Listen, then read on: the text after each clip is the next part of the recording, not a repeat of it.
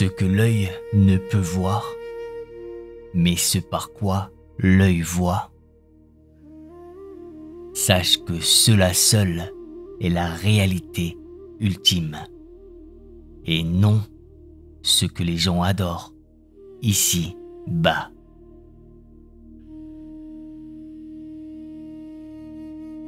Ces mots anciens, issus des Upanishads, ne sont pas un commandement, mais une invitation. Une invitation à vous arrêter un instant, à respirer et à regarder le monde non plus seulement avec vos yeux, mais à travers eux. Je viens aujourd'hui vous proposer une exploration au cœur d'une perspective aussi ancienne que les montagnes, l'Advaita Vedanta.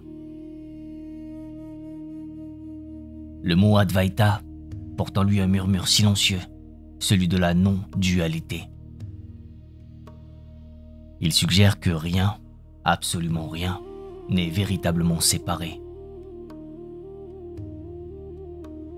Le mot Vedanta signifie la fin de la connaissance. Non pas comme une conclusion, mais comme la sagesse qui se dévoile lorsque toutes les autres questions se sont tues. Ensemble, ces mots nous posent une question. Et si la séparation que vous ressentez si profondément entre vous et le monde, entre votre souffle et le vent qui caresse votre visage, n'était qu'une perception? Et si, dans l'essence même des choses, tout était la manifestation d'une seule et même substance, le battement d'une seule et unique conscience? Au cours des prochaines minutes, je vous invite à cheminer avec moi. Nous n'allons pas accumuler des savoirs, mais plutôt ouvrir des portes. Chaque concept que nous aborderons sera une clé, une possibilité de voir au-delà du voile, de toucher du doigt cette unité profonde qui nous relie à tout ce qui est. Considérez ceci non pas comme une leçon, mais comme un poème dont vous êtes à la fois le lecteur et le sujet.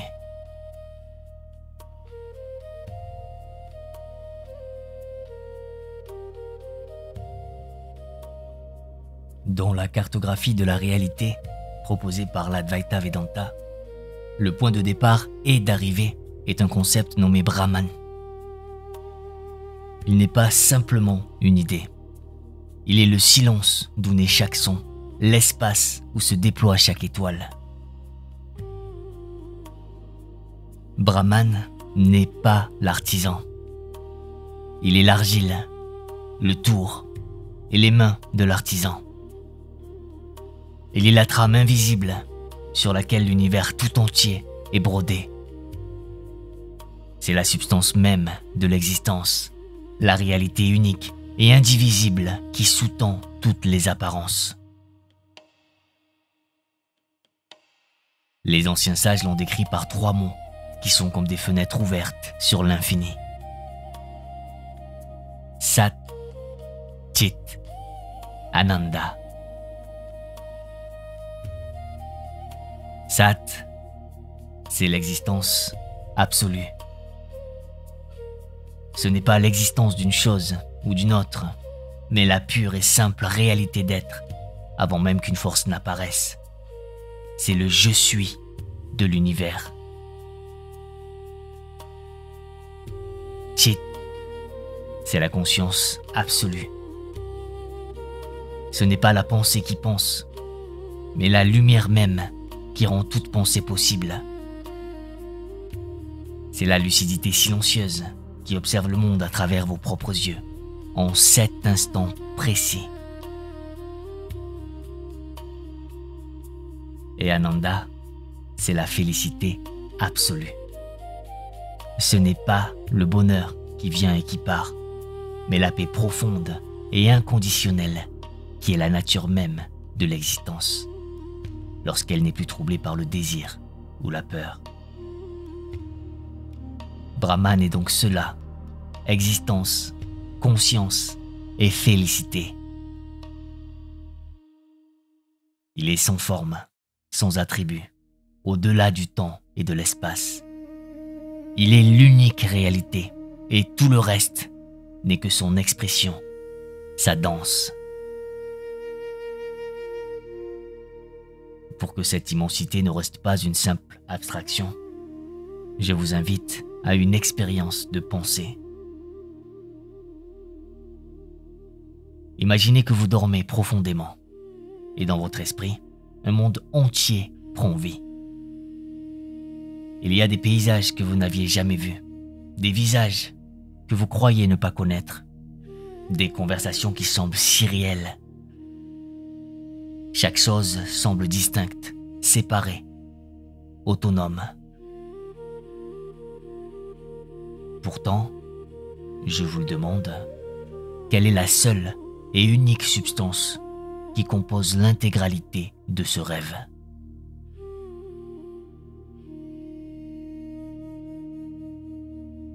C'est vous.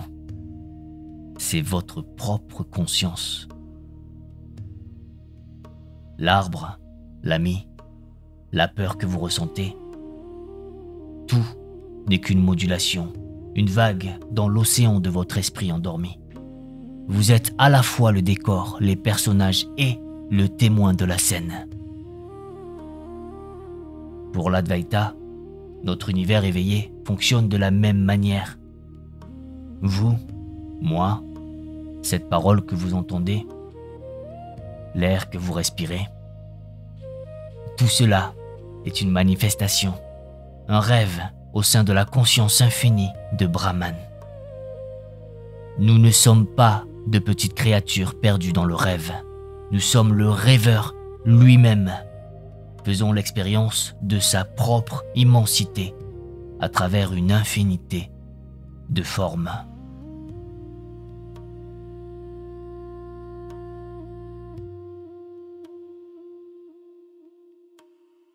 Après avoir contemplé l'infiniment grand, la philosophie de non-dualité nous invite à un voyage intérieur, non pas vers une terre lointaine, mais vers le centre même de votre être, à la recherche du soi véritable, l'Atman.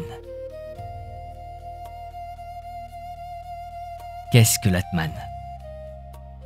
Je vous dirai d'abord ce qu'il n'est pas. Ce n'est pas votre corps, cette merveilleuse enveloppe qui change avec les saisons de la vie. Ce n'est pas le tourbillon de vos pensées, ces nuages qui traversent le ciel de votre esprit. Ce ne sont pas les vagues de vos émotions, qu'elles soient douces ou tumultueuses. Ce n'est même pas cette construction que vous appelez votre personnalité, avec son histoire, ses peurs et ses désirs. L'Atman est ce qui demeure lorsque tout le reste a été mis de côté. C'est l'observateur silencieux en vous.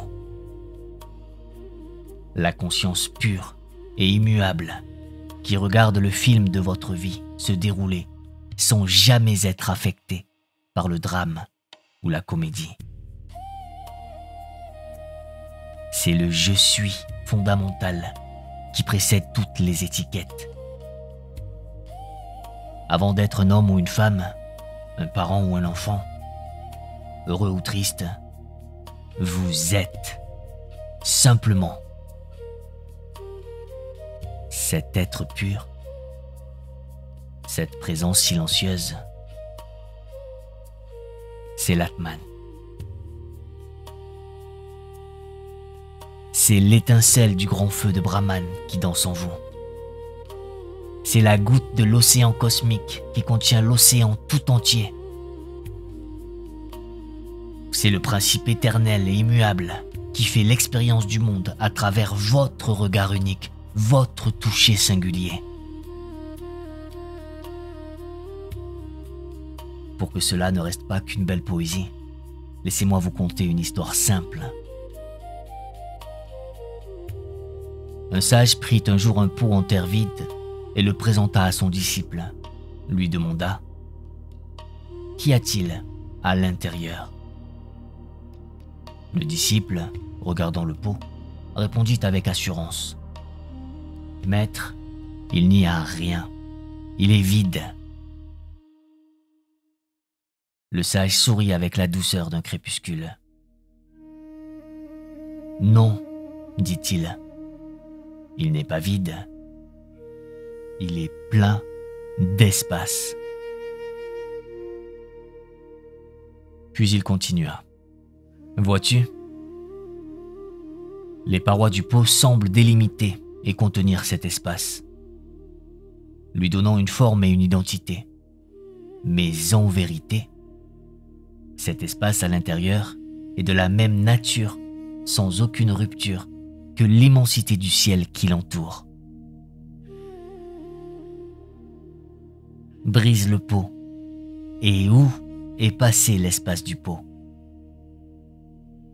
Nulle part. Il s'est simplement fondu dans le grand espace dont il n'a jamais été séparé. Vous comprenez, n'est-ce pas? Nos corps, nos esprits, nos histoires, nous sommes ce pot. Et l'Atman est cet espace à l'intérieur. Il peut sembler confiné par les limites de notre vie, mais il n'a jamais été réellement séparé de l'espace infini de Brahman. Vous n'êtes pas seulement le pot, vous êtes l'espace éternel qu'il contient.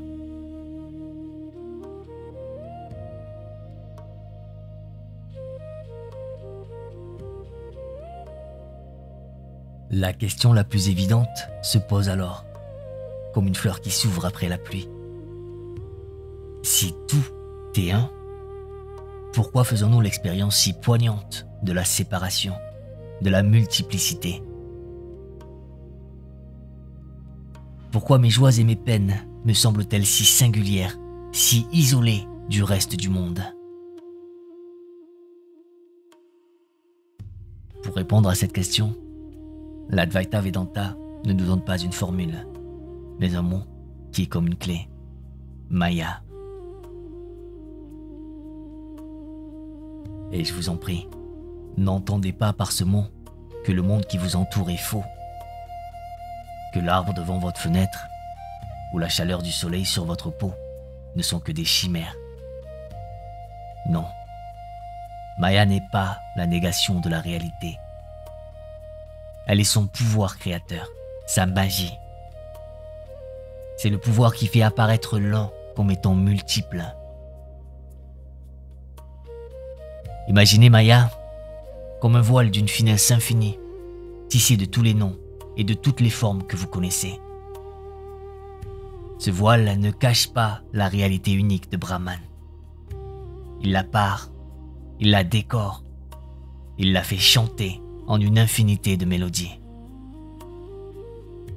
C'est la force cosmique qui sculpte l'océan unique en vagues innombrables, chacune croyant avoir sa propre naissance et sa propre mort. Oublions qu'elle n'est, qu'elle n'a jamais été, autre chose que l'océan lui-même. Les sages appellent cela Lila, le jeu divin. Un jeu magnifique où la conscience unique, pour faire l'expérience de sa propre immensité, choisit de se regarder à travers une infinité de miroirs. Vous, moi, chaque grain de sable et chaque galaxie lointaine. Pour que ce voile devienne plus tangible pour vous, je vous invite à une image de notre temps. Pensez à l'écran lumineux sur lequel vous regardez une image. Il est composé de millions de points lumineux, les pixels. Approchez votre regard encore et encore, jusqu'à ne plus voir que la trame de l'écran. Que reste-t-il? Des milliers de points de lumière, chacun simple, pur, identique dans sa nature lumineuse. Cette lumière fondamentale, cette unique substance, c'est Brahman. Maintenant, reculez. Prenez de la distance. Ces mêmes points de lumière s'assemblent, dansent ensemble, et créent une image complexe et vivante. Un visage qui vous émeut. Un paysage qui vous transporte. Une histoire qui vous captive. Cette image, c'est le monde des noms et des formes. Maya, c'est ce pouvoir mystérieux qui vous fait oublier la trame des pixels pour vous plonger entièrement dans l'histoire. Vous êtes captivé par le récit. Vous ressentez pour les personnages, oubliant un instant que tout, absolument tout, ce que vous voyez, n'est fait que de la même et unique lumière.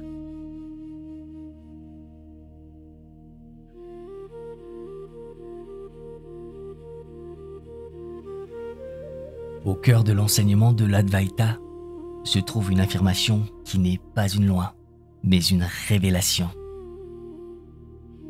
Un murmure puissant, contenu dans une phrase de 3 mots sanskrits, une phrase que les sages considèrent comme la plus grande des paroles. Tat Tvam Asi. Permettez-moi de vous délier ces 3 mots comme on dénoue un ruban de soie. Tat, en sanskrit, signifie cela. Cela désigne l'indescriptible, l'océan sans rivage de l'existence. Le silence d'où naît la musique de l'univers. C'est cette réalité ultime que nous avons nommée Brahman. Femme signifie tu. Tu, ce n'est pas votre nom, ni votre corps, ni votre histoire. Tu, c'est cette étincelle de conscience qui brille au plus profond de vous. C'est ce témoin silencieux qui observe votre vie se dérouler, ce que nous avons appelé l'Atman. Et Asi, c'est le verbe et. C'est le pont d'or qui relie l'étincelle au grand feu. C'est le verbe qui ne décrit pas, mais qui unit. Tat, Bam, Asi. Tu es cela. Ce n'est pas simplement dire que vous faites partie de l'univers ou que vous êtes une création de Dieu. C'est la déclaration la plus radicale qui soit. La conscience la plus intime qui vous anime n'est pas différente, n'est pas séparée, mais est absolument identique à la conscience cosmique qui anime tout ce qui est. C'est l'affirmation qui vient dissoudre la dernière et la plus tenace des illusions. Celle qui vous fait croire que vous êtes la vague et non l'océan. Pour que cette vérité ne reste pas prisonnière des mots, laissez-moi vous la conter à travers une image aussi limpide que l'eau. Un père, s'adressant à son fils, lui tendit une pincée de sel et lui dit « Mets ceci dans ce verre d'eau et rapporte-le-moi demain matin. » Le lendemain, le fils apporta le verre. Le père lui demanda « Où est le sel que tu y as mis hier ?» Le fils regarda dans l'eau claire et dit « Je ne le vois plus, il a disparu. » Le père lui dit alors « Goûte l'eau à la surface. Quel est son goût ?»« Elle est salée, » répondit le fils.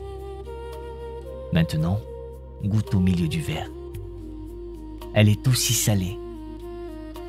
Enfin, goûte tout au fond. Le goût est le même, père. L'eau est salée partout. Alors le père posa sa main sur l'épaule de son fils et lui dit : « Mon enfant, de même que le sel est présent partout dans cette eau sans être visible, la réalité ultime imprègne chaque fibre de cet univers et chaque parcelle de ton propre être. Tu ne peux pas la voir, mais elle est là. Tu es cela. »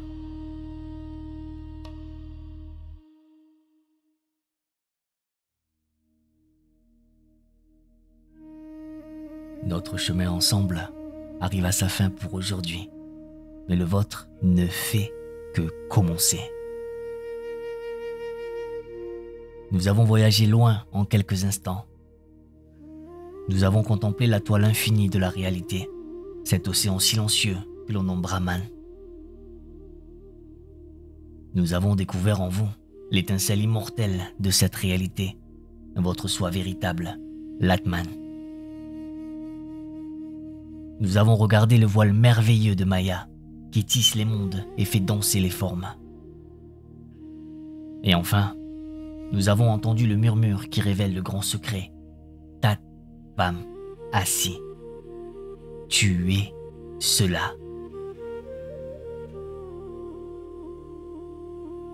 Mais je vous le demande, à quoi sert de savoir que l'océan est un, si l'on continue de vivre comme une vague terrifiée par le rivage?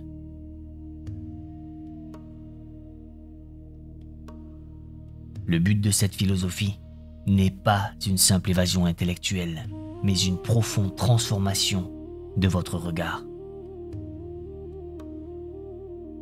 Car que se passe-t-il lorsque dans le regard de l'autre, vous commencez à reconnaître le vôtre? La compétition s'efface pour laisser place à l'entraide. Le jugement s'adoucit en compassion. Et la grande peur de la fin se transforme en une acceptation paisible du cycle éternel, comme une rivière qui sait qu'elle retrouvera toujours la mer. Vivre la non-dualité, ce n'est pas nier le monde, mais y danser avec la conscience joyeuse que vous êtes à la fois la danse et le danseur. C'est cesser de vous battre contre le courant pour enfin reconnaître l'océan dans chaque vague.